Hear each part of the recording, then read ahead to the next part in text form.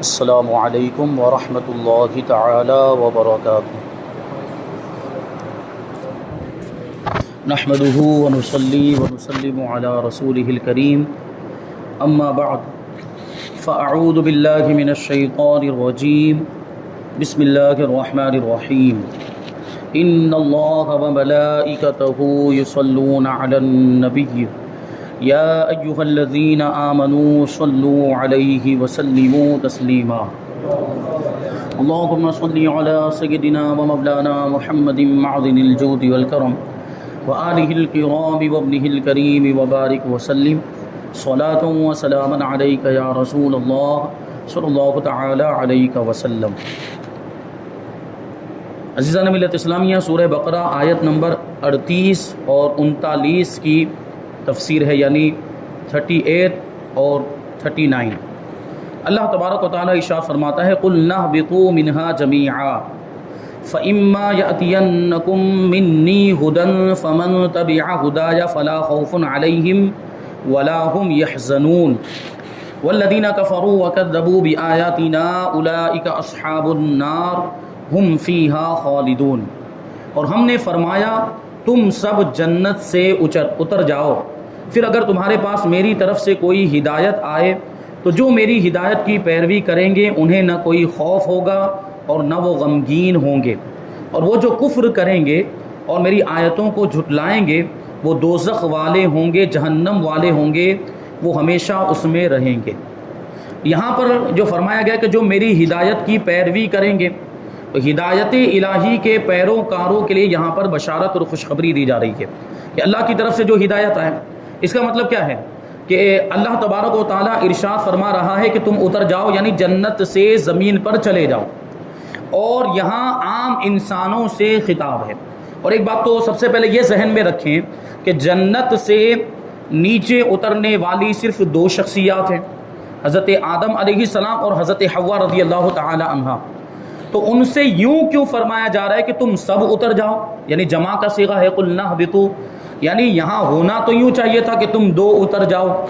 یہ ہونا چاہیے تھا، یعنی تثنیہ کا صیغہ ہونا چاہیے تھا۔ تثنیہ کی جگہ پر جمع کا صیغہ یعنی بہو وچن کے الفاظ سے فرمایا جا رہا ہے کہ تم سب اتر جاؤ۔ تو اس کی تفسیر میں ابھی آگے بھی آپ سماعت کریں گے۔ علماء فرماتے ہیں کہ مراد یہ ہے کہ تم دونوں اترو اور تمہاری اولاد بھی جس پر تم مشتمل ہو، یعنی حضرت آدم علیہ السلام کی پشت میں جو اولاد، ان کی طرف اشارہ کرتے ہوئے فرمایا جا رہا ہے کہ تم اپنی اولاد کے ساتھ اتر جاؤ۔ اب یہ اولاد کا سلسلہ زمین پر جاری ہوا، حضرت آدم علیہ السلام کی اولاد زمین میں آباد ہوئی، تو ان کے تعلق سے فرمایا جا رہا ہے کہ تمہارے پاس کوئی ہدایت آئے، کیونکہ حضرت آدم علیہ السلام تو اللہ کے نبی ہیں، وہ تو یقیناً ہدایت کی پیروی کرنے والے ہیں، بلکہ وہ تو لوگوں کو ہدایت دینے والے، نبی کا کام ہی ہوتا ہے لوگوں کی رہنمائی کرنا۔ تو یہاں مراد یہ ہے کہ آگے جب انسانوں کا سلسلہ جاری ہوگا، ان کی آبادیوں میں اضافہ ہوگا، شہر آباد ہوں گے، بستیاں آباد ہوں گی، اور اس طرح جو ہے کہ پوری دنیا میں جب انسان پھیل جائیں گے، اور ایک وقت تک تو وہ صحیح راستے پر رہیں گے، لیکن پھر ایک زمانہ ایسا آئے گا کہ لوگوں میں برائیاں آ جائیں گی اور گناہوں کے کام ہونے لگ جائیں گے، اور بعض لوگ ایسے ہوں گے جو معاذ اللہ کفر میں بھی مبتلا ہو جائیں گے، بعض شرک میں بھی مبتلا ہو جائیں گے۔ تو اس کے تعلق سے فرمایا جا رہا ہے کہ پھر میری ہدایت آئے، اور جو میری ہدایت کی پیروی کرے گا تو وہ کامیاب ہو جائے گا، اور وہ ایمان والے کہلائیں گے، اور ان کو نہ کوئی خوف ہوگا نہ وہ غمگین ہوں گے۔ ایمان والوں کو نہ کوئی خوف ہوگا نہ وہ غمگین ہوں گے۔ تو مراد کیا ہے کہ جب یہاں دنیا کے اندر زمین پر کوئی بھی برائی پھیلے گی، یا گناہ زیادہ ہونے لگ جائیں گے، یا کفر و شرک زیادہ ہونے لگ جائے گا، تو اللہ تبارک و تعالیٰ اپنے نبیوں کو بھیجے گا۔ حضرت آدم علیہ السلام کے بعد یہ سلسلہ جاری ہوا انبیاء کرام کا، اور انبیاء کرام دنیا میں تشریف لاتے رہے، اور ہمارا عقیدہ یہ کہتے ہیں جو تعداد بتائی جاتی ہے وہ اندازاً بتائی جاتی ہے، انبیاء کرام کی تعداد کم و بیش 1,24,000۔ تو یہ کم و بیش کا لفظ بولنا بہت ضروری ہے، اس سے پہلے بھی میں نے اس کے تعلق سے کچھ باتیں عرض کی تھی۔ تو کم و بیش 1,24,000 انبیاء کرام تشریف لائے، لیکن نبوت کا سلسلہ ہمارے نبی پر ختم ہو گیا۔ ہمارے نبی آخری نبی ہیں، خاتم النبیین ہیں، ہمارے نبی کے بعد کوئی نیا نبی نہیں آ سکتا۔ یعنی ہم نیا نبی کیوں بولتے ہیں؟ کیونکہ ہم پر کوئی اعتراض کرنے والا اعتراض کر سکتا ہے۔ آپ لوگ کہتے ہو کہ حضور کے بعد کوئی نبی نہیں آئے گا، تو حضرت عیسیٰ تو آنے والے، قیامت کے قریب حضرت عیسیٰ علیہ السلام آسمان سے نازل ہوں گے، یہ بھی تو ہمارا عقیدہ ہے۔ اور قیامت کی نشانیوں میں سے ہے حضرت عیسیٰ علیہ السلام کا آسمان سے زمین پر نازل ہونا، اترنا۔ تو اس کی تفصیل وہ فرض علوم کے درس میں آئی ہے، آپ اس میں ملاحظہ کر سکتے ہیں، یوٹیوب پر اپلوڈ کیا گیا ہے۔ تو بہرحال اسی لیے ہم کہتے ہیں کہ کوئی نیا نبی نہیں آئے گا، کیونکہ حضرت عیسیٰ علیہ السلام تو دنیا میں آ کر گئے ہیں، تو وہ آ چکے ہیں۔ لیکن جب حضرت عیسیٰ علیہ السلام قیامت کے قریب آئیں گے تو پھر نبی کی حیثیت سے نہیں آئیں گے، بلکہ حضور پاک صلی اللہ علیہ وسلم کی امتی کی حیثیت سے آئیں گے، امتی بن کر آئیں گے، اور حضور کی شریعت پر بھی حضور کی شریعت پر ہی عمل کریں گے، اور حضور کی شریعت کی ہی تبلیغ کریں گے، لوگوں سے عمل کروائیں گے حضور کی شریعت پر، وہ اپنی شریعت پر عمل نہیں کریں گے۔ تو اس لیے ہم کہتے ہیں کہ حضور کے بعد کوئی نیا نبی نہیں آئے گا۔ تو جو ہدایت کی پیروی کریں گے، یعنی انبیاء کرام جب دنیا میں آئیں گے اور ان کو اللہ کا پیغام پہنچائیں گے، لوگوں کو اللہ کا پیغام پہنچائیں گے اور لوگوں کی رہنمائی کریں گے، تو اسی ہدایت کا تذکرہ یہاں پر کیا جا رہا ہے، یعنی انبیاء کرام جو ہدایت لے کر آئیں گے، انبیاء کرام جو پیغام لے کر آئیں گے، اور انبیاء کرام، بعض انبیاء کرام کو، رسولان اعظام کو کتابیں بھی عطا کی جائے گی اور صحیفے بھی عطا کیے جائیں گے۔ تو آیتوں کو جھٹلانے سے مراد وہ کتابوں کا انکار کرنا، جو آسمانی کتابیں جو انبیاء کرام پر نازل ہوئی، اور بہت سے لوگوں نے تو اس کا اقرار کر لیا، مان لیا، لیکن ایک کثیر تعداد ایسی بھی تھی جنہوں نے اللہ کی کتابوں کا بھی انکار کر دیا اور نبیوں کا بھی انکار کر دیا۔ تو ان کے بارے میں فرمایا جا رہا ہے کہ یہ انکار کرنے والے، جنہوں نے کتابوں کا، آیتوں کا انکار کیا اور نبیوں کا انکار کیا، ان پر ایمان نہیں لائے، یہ دوزخ والے ہیں، یہ جہنم والے ہیں، اور ہمیشہ دوزخ میں رہیں گے، جہنم میں رہیں گے۔ تو اسی کے بارے میں فرماتے ہیں کہ ہدایت الہی کے پیروکاروں کے لیے بشارت اور خوشخبری ہے کہ انہیں نہ تو قیامت کی بڑی گھبراہٹ کا خوف ہوگا، نہ وہ غمگین ہوں گے، کیونکہ ایمان والے ہوں گے، اور ایمان کی برکت سے اللہ تبارک و تعالیٰ وہاں جو قیامت کی ہولناکیاں اور گھبراہٹیں ہیں، اللہ تبارک و تعالیٰ ایمان کی برکت سے اور عشق رسول کی برکت سے عاشقوں کو اور ایمان والوں کو اس گھبراہٹ سے محفوظ رکھے گا، اور انہیں کوئی غم بھی نہیں ہوگا، بلکہ بے غم جنت میں داخل ہو جائیں گے۔ یہاں جمع کے صیغے کے ساتھ سب کو اترنے کا حکم فرمایا، اس میں حضرت آدم علیہ السلام اور حضرت حوا رضی اللہ تعالی عنہا کے ساتھ ان کی اولاد بھی مراد ہے، جو ابھی حضرت آدم علیہ السلام کی پشت میں تھی، جو آگے پیدا ہونے والی اس اولاد کے تعلق سے بھی، اور اس اولاد کو بھی گویا کہ حکم دیا جا رہا ہے کہ آدم اور حوا تم تو اترو، ساتھ میں تمہاری اولاد بھی اترے اور زمین میں آباد ہو جائے۔ تو یہ اس میں اشارہ ہے، اور اس میں یہ مفسرین نے یہ بات فرمائی ہے۔ آیت نمبر 40 میں اللہ تبارک و تعالیٰ ارشاد فرماتا ہے، یہاں پر رکوع نمبر 4 مکمل ہو گیا، 5واں رکوع یہاں سے شروع ہو رہا ہے۔ اللہ تعالیٰ فرماتا ہے، یا بنی اسرائیل اذکروا نعمتی التی انعمت علیکم واوفوا بعہدی اوفی بعہدکم وایایا فارہبون۔ اے یعقوب کی اولاد، یاد کرو میرا وہ احسان جو میں نے تم پر کیا، اور میرا عہد پورا کرو، یعنی میرا وعدہ پورا کرو، میں تمہارا عہد پورا کروں گا، اور صرف مجھی سے ڈرو۔ تو اس میں دیکھیں یہاں پر بنی اسرائیل کا لفظ آیا، یا بنی اسرائیل، تو سب سے پہلے اس کی تشریح اور اس کی وضاحت کرتے ہیں کہ بنی اسرائیل کا مطلب کیا ہوتا ہے۔ تو فرماتے ہیں کہ اسرا کا معنی ہے عبد، یعنی بندہ، اور ایل سے مراد اللہ، تو اسرائیل کا معنی ہوا عبداللہ، یعنی اللہ کا بندہ۔ اسرائیل کا معنی کیا ہوا؟ اللہ کا بندہ، جس کو عربی میں عبداللہ کہا جائے گا۔ تو اس کا مطلب یہ ہے کہ اسرائیل یہ عربی زبان کا لفظ نہیں ہے، ورنہ عبداللہ کہہ دیا جاتا۔ اسرائیل کہا، اس کا معنی عبداللہ بنتا ہے، اللہ کا بندہ۔ تو اس کے تعلق سے فرماتے کہ یہ عبرانی زبان کا لفظ ہے، اور حضرت یعقوب علیہ السلام کا لقب ہے۔ اور بنی کا مطلب ہوتا ہے اولاد، اور یا کا مطلب ہوتا ہے اے،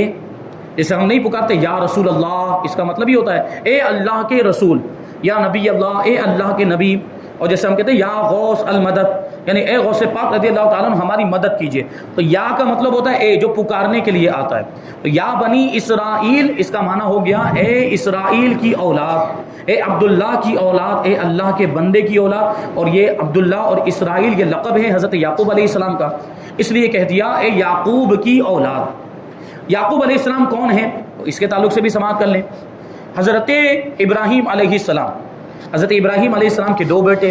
ایک حضرت اسحاق علیہ السلام اور ایک حضرت اسماعیل علیہ السلام۔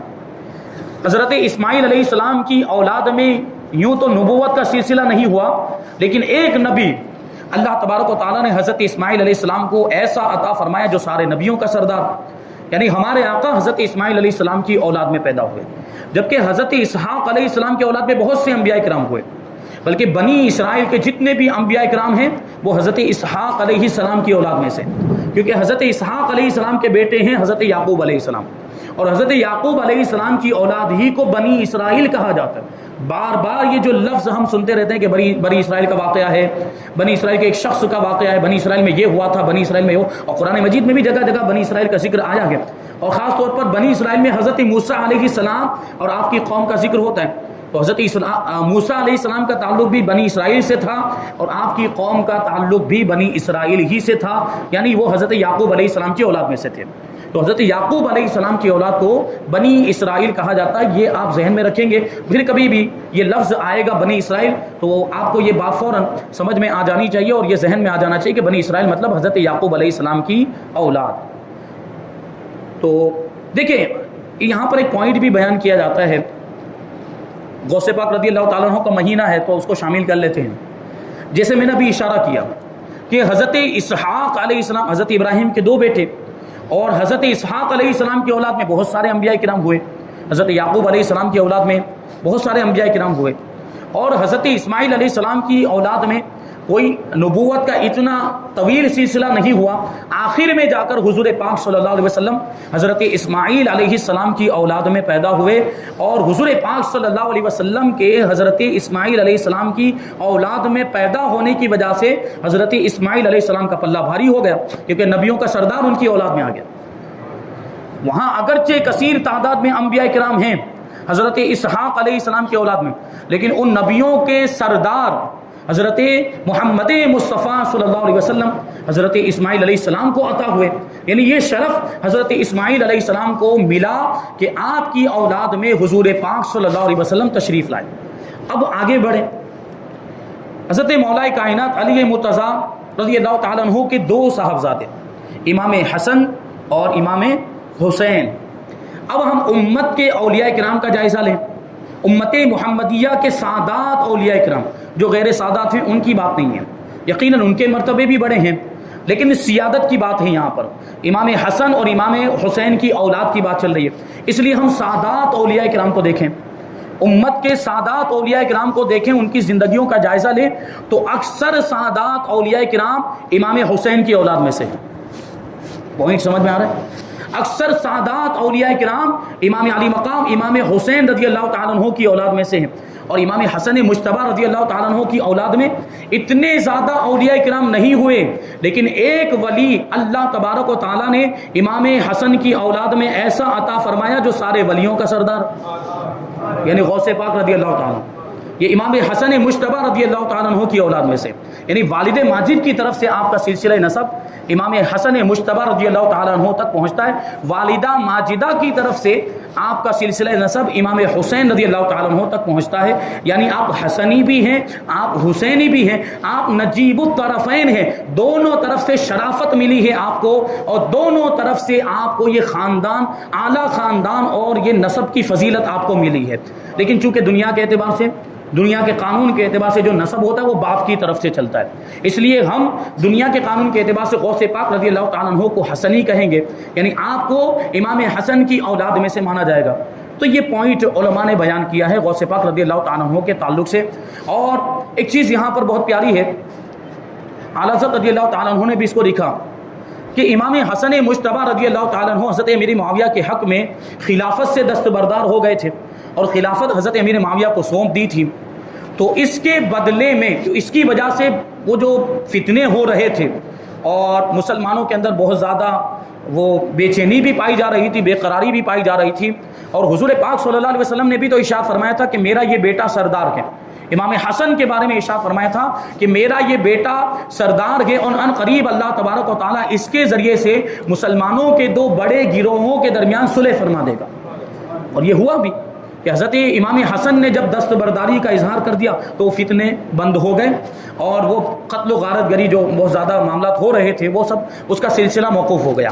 تو اس کے بدلے میں انہوں نے، حضرت امام حسن نے اتنی بڑی قربانی دی، تو اس کے بدلے میں اللہ تبارک و تعالیٰ نے امام حسن کو اور آپ کی اولاد کو غوثیت کبریٰ کا مرتبہ عطا فرما دیا۔ امام حسن کو غوثیت کبریٰ کا مرتبہ ملا اور سب سے پہلے غوث خود آپ ہوئے، غوث اعظم اور قطب اعظم سب سے پہلے آپ ہوئے، اور آپ کے بعد سب سے آخری جو غوث ہوں گے وہ امام مہدی رضی اللہ تعالیٰ عنہ جو قیامت کے قریب تشریف لائیں گے، وہ بھی امام حسن کی اولاد میں سے ہوں گے، اور بیچ میں جو غوثیت کبریٰ کے مرتبے پر فائز ہوئے وہ سیدنا شیخ عبد القادر جیلانی غوث اعظم رضی اللہ تعالیٰ عنہ۔ تو اللہ تعالیٰ نے اس طرح غوثیت کبریٰ کا مرتبہ آپ کو عطا فرمایا۔ تو یہ شان ہے غوث پاک رضی اللہ تعالیٰ عنہ کی۔ تو بنی اسرائیل کا مطلب ہوتا ہے یعقوب علیہ السلام کی اولاد۔ یہاں آیت نمبر 40 سے لے کر آیت نمبر 150 تک کی اکثر آیتوں میں بنی اسرائیل کے عروج و زوال، یعنی ان کی کامیابی اور ناکامی، ان کی بلندی اور پھر نیچے آ جانا واپس،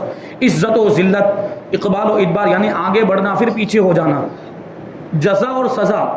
کبھی تو ثواب کا مستحق ہو جانا، کبھی عذاب کا مستحق ہو جانا، مختلف واقعات آپ نے پڑھے، اور قومی اور اجتماعی اچھے برے کردار کا تذکرہ ہوا کہ ان کے کردار کے بارے میں کہ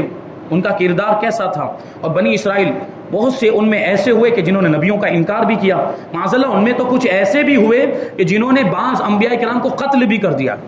اور نبی کا قتل یہ کفر ہے، نبی کو قتل کرنے کی وجہ سے وہ کافر ہو گئے، انکار کرنے کی وجہ سے ہی پہلے وہ کافر ہو چکے تھے، اور قتل کرنے میں اپنے کفر میں اور آگے بڑھ گئے وہ، اور شدید کافر ہو گئے۔ تو بعض بنی اسرائیل کے بعض لوگوں نے تو معاذ اللہ بعض انبیاء کرام کو قتل بھی کیا، اور اس کا ذکر قرآن مجید میں ہے بھی، فَفَرِيقًا كَذَّبْتُمْ وَفَرِيقًا تَقْتُلُونَ، کہ انبیاء کرام کے ایک گروہ کو تم نے جھٹلایا۔ بنی اسرائیل سے فرمایا جا رہا ہے کہ انبیاء کرام کی ایک جماعت کو تم نے جھٹلایا اور انبیاء کرام کے ایک گروہ کو تم قتل کرتے تھے۔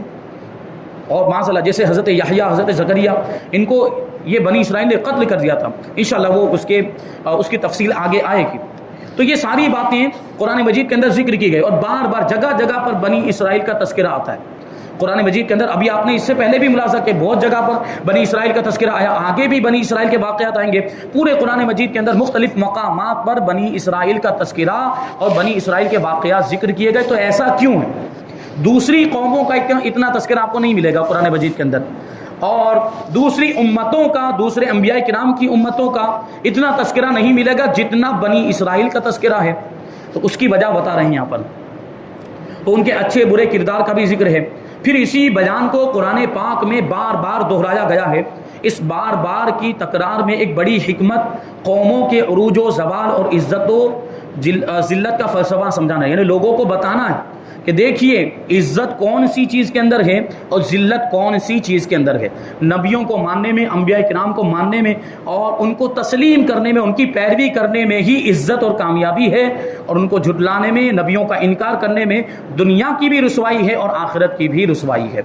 یہی فلسفہ لوگوں کو سمجھانا مقصد ہے، اور مسلمانوں کو اس سے عبرت دلانا مقصد ہے کہ جس طرح بنی اسرائیل پیغمبروں کی اولاد ہونے کے باوجود، جلیل القدر انبیاء کرام کی امت ہونے کے باوجود اور توریت جیسی کتاب رکھنے کے باوجود اپنے اعتقاد اور عمل کے بگاڑ پر ذلیل و رسوا اور مغلوب و مقہور ہوئی، جبکہ توبہ اور رجوع اور نبی و کتاب کی تعلیمات پر عمل کرنے کی صورت میں معزز اور غالب ہوئی، اسی طرح امت مسلمہ بھی اپنے عروج و زوال کے اسباب کو اسی آئینے میں دیکھ سکتی ہے کہ انہوں نے نبیوں کا انکار کیا، کتاب کا انکار کیا تو ذلیل و رسوا ہو گئے۔ لیکن جب ان میں سے کچھ لوگ تھے جنہوں نے نبیوں کو مانا، نبیوں کو تسلیم کیا، انبیاء کرام پر وہ ایمان لائے اور آسمانی کتابوں کو بھی مانا، تو ان کو ترقی ملی، ان کو کامیابی ملی اور ان کو عزت ملی۔ تو ہمیں بھی اب دیکھنا ہے، امت مسلمہ کو بھی دیکھنا ہے، امت محمدیہ کو بھی دیکھنا ہے کہ ہم کیا کر رہے ہیں اور کس راستے پر جا رہے ہیں۔ کیا ہم کامیابی کے راستے پر جا رہے ہیں یا ناکامی کے راستے پر جا رہے ہیں؟ کامیابی ہمیں پتہ چل گیا کہ نبی کی پیروی کرنے میں ہے، تو اگر ہم چاہتے ہیں کہ ہم کامیاب ہو جائے تو ہمیں کیا کرنا چاہیے؟ نبی کی پیروی کرنی چاہیے۔ اور اگر ہم چاہتے ہیں کہ ہمیں کامیابی نہ ملے تو پھر نبی کی پیروی کو چھوڑ دیں اور جس کے طریقے کو چاہیں اپنا لیں۔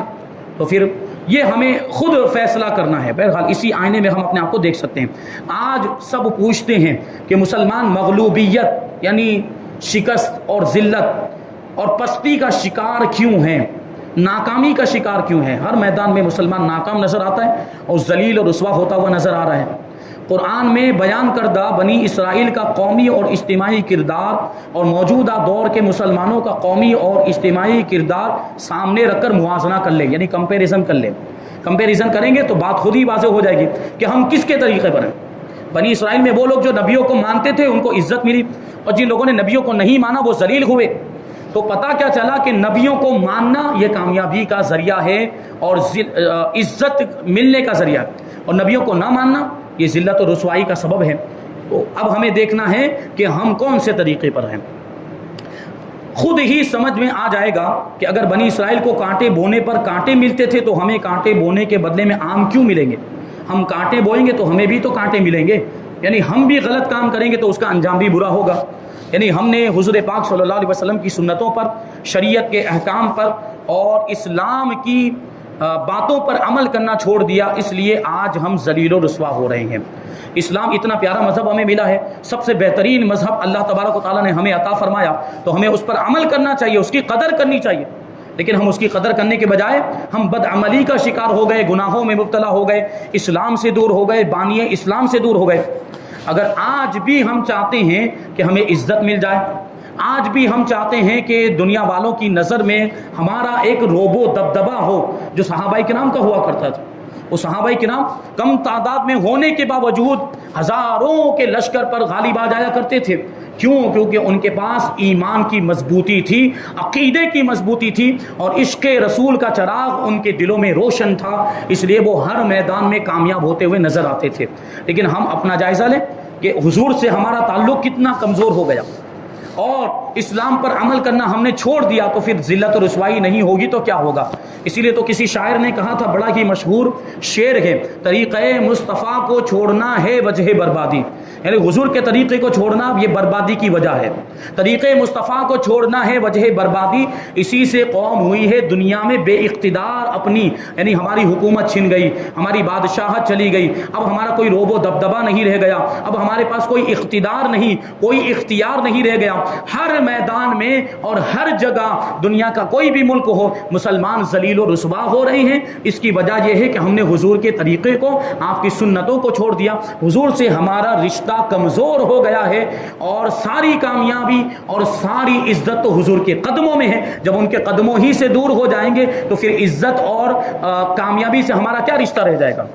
ان کے قدموں میں آ جائیں، حضور کے دامن سے وابستہ ہو جائیں، حضور سے اپنا تعلق مضبوط کر لیں، تو انشاءاللہ پھر وہ کھویا ہوا وقار ہمیں مل جائے گا، پھر سے وہ کھوئی ہوئی عزت ہمیں مل جائے گی، اور پھر سے وہ کھوئی ہوئی کامیابی، وہ عروج، وہ بلندی اور وہ مقام و مرتبہ اور وہ ہر میدان میں جو فتح حاصل ہوا کرتی، انشاءاللہ وہ پھر سے ہمیں مل سکتی ہے۔ تو بہرحال یہ چیزیں ہیں۔ آگے اللہ تعالیٰ ارشاد فرماتے ہیں کہ میرا احسان یاد کرو، تو یہاں یہ قرآن مجید حضور پاک صلی اللہ علیہ وسلم کے زمانے میں نازل ہوا، اور یہ یا بنی اسرائیل کو، بنی اسرائیل تو پہلے تھے، اے اسرائیل، اے یعقوب علیہ السلام کی اولاد، میرا وہ احسان یاد کرو جو میں نے تم پر کیا۔ تو یہ کس سے کہا جا رہا ہے اور اس کے مخاطب کون ہیں؟ تو اس میں نبی کریم صلی اللہ علیہ وسلم کے زمانے کے یہودیوں کو مخاطب کر کے ان سے فرمایا جا رہا ہے۔ حضور کے زمانے میں جو یہودی تھے، کیونکہ وہ بھی تو بنی اسرائیل سے تعلق رکھتے تھے، اگرچہ حضرت موسیٰ علیہ السلام کو ماننے کا دعویٰ کرتے تھے، لیکن یہ پورے طور پر حضرت موسیٰ علیہ السلام کے دین پر اور ان کی شریعت پر بھی نہیں تھے، بلکہ انہوں نے تو توریت کو بھی بدل ڈالا تھا، توریت میں بھی تحریف کر دی تھی، اس میں تبدیلی کر دی، اپنی مرضی کے مطابق اس میں احکام داخل کر دیے تھے، جو مشکل لگتا تھا اس کو نکال دیا تھا، یہ سب انہوں نے کیا تھا۔ تو ان کو خطاب کیا جا رہا ہے، ان کو مخاطب کر کے فرمایا گیا کہ اے بنی اسرائیل، میرا وہ احسان یاد کرو جو میں نے تمہارے آبا و اجداد پر کیا۔ کیونکہ دیکھیں، احسان کیا کن پر؟ جو پہلے والے تھے، جو پرانے زمانے میں گزرے، اور مخاطب کون ہیں؟ جو یہودی حضور کے زمانے میں موجود ہیں۔ تو اس لیے کہا جا رہا ہے کہ احسان سے مراد وہ احسان جو ان کے باپ دادا پر کیا گیا، جو یہودی حضور کے زمانے میں موجود، ان کے باپ دادا پر جو احسان کیا گیا تھا وہ احسان یاد دلایا جا رہا ہے۔ اللہ نے فرمایا کہ وہ احسان یاد کرو جو میں نے تمہارے باپ دادا پر کیا، جیسے انہیں فرعون سے نجات دلائی، ان کے لیے دریا میں گزرگاہ اور راستہ بنا دیا، بادل کو ان پر سائبان بنا دیا۔ یہ واقعات، اس کی تفصیل آگے آئے گی۔ میدان تیہ میں جب بنی اسرائیل حضرت موسیٰ علیہ السلام کے ساتھ پہنچے تو بڑی گرمی کا موسم تھا، اور وہاں کوئی سائبان بھی نہیں تھا، درخت وغیرہ بھی نہیں تھے، جس کی وجہ سے ان کو سخت گرمی محسوس ہوئی اور سخت تکلیف کا انہیں احساس ہوا۔ تو اللہ تبارک و تعالیٰ نے حضرت موسیٰ کی دعا کی برکت سے ایک بادل بھیجا، حالانکہ بادل کا موسم نہیں تھا، لیکن وہ بادل آیا اللہ کی طرف سے، اور جتنے حصے کے اندر اس میدان میں بنی اسرائیل موجود تھے اتنے حصے کے اندر اس بادل نے سایہ کر دیا، اور وہ گرمی سے اس طرح محفوظ ہو گئے۔ تو اللہ تعالیٰ نے ان کو اس طرح گرمی سے بچایا، بادل کو ان پر سائبان بنا دیا، کھانے پینے کے لیے ان پر منا اور سلوا اتارا۔ یہ منا اور سلوا کیا ہے، اس کی تفصیل بھی ہم آگے شامل کریں گے۔ ان کے لیے پانی کے چشمے جاری کیے، 12 چشمے جاری ہو گئے تھے، وہ بھی ایک واقعہ۔ انہیں طاقتور قوموں پر فتح عطا فرمائی اور توریت جیسی عظیم آسمانی کتاب انہیں عطا فرمائی، اور آگے فرمایا کہ میرا وہ احسان یاد کرو جو میں نے تم پر کیا کہ تمہیں اپنے حبیب صلی اللہ علیہ وسلم کا زمانہ عطا فرمایا کہ جن کی آمد کی بشارت اور خوشخبری توریت اور انجیل میں دی گئی تھی۔ اور بھی اس آیت کریمہ کے تحت بہت سی باتیں ہیں، انشاءاللہ اس کو ہم آئندہ درس میں شامل کریں گے، اور پھر اس کے بعد آیت نمبر 41 کی تفسیر کو بھی شامل کریں گے۔ اللہ تبارک و تعالیٰ کی بارگاہ میں دعا ہے کہ جو کچھ بھی بیان ہوا اس پر ہم سب کو عمل کرنے کی توفیق عطا فرمائے، اور نور قرآن سے ہم سب کے دلوں کو روشن اور منور فرمائے۔ وما علینا الا البلاغ۔ السلام علیکم۔